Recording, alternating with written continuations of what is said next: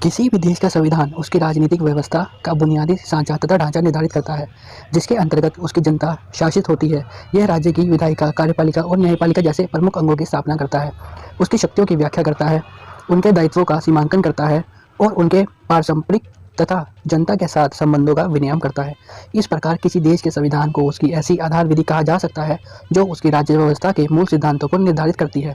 प्रत्येक संविधान उसके संस्थापकों एवं निर्माताओं के आदेशों, सपनों तथा मूल्यों का दर्पण होता है। वह जनता के विशिष्ट सामाजिक, राजनीतिक और आर्थिक प्रकृति, आस्था एवं आकांक्षाओं पर आधारित होता है।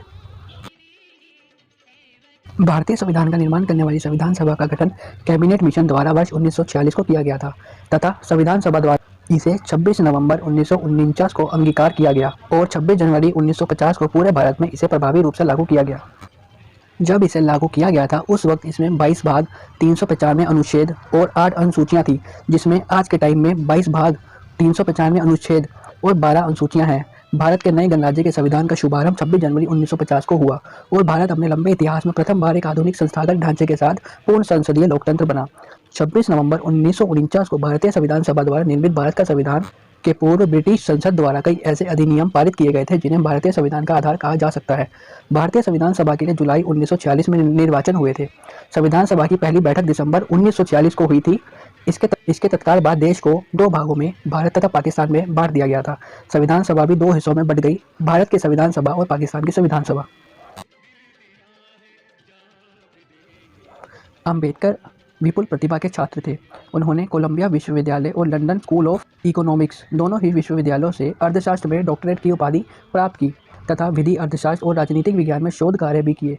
व्यावसायिक जीवन के आरंभिक भाग में ये अर्थशास्त्र के प्रोफेसर रहे एवं वकालत भी की तथा बाद में जीवन राजनीतिक गतिविधियों में अधिक बीता।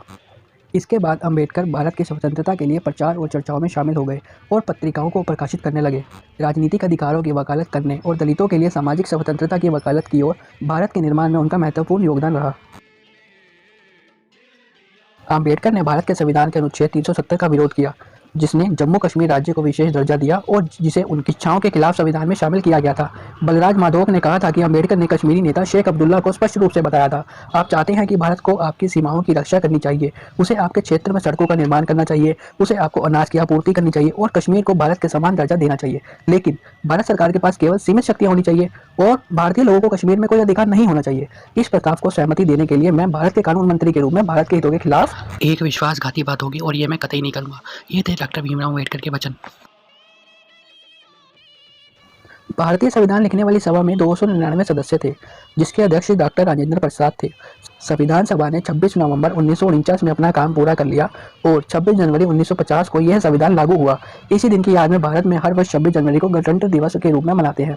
भारतीय संविधान को पूर्ण रूप से तैयार करने में 2 साल, 11 महीने और 18 दिन का समय लगा था।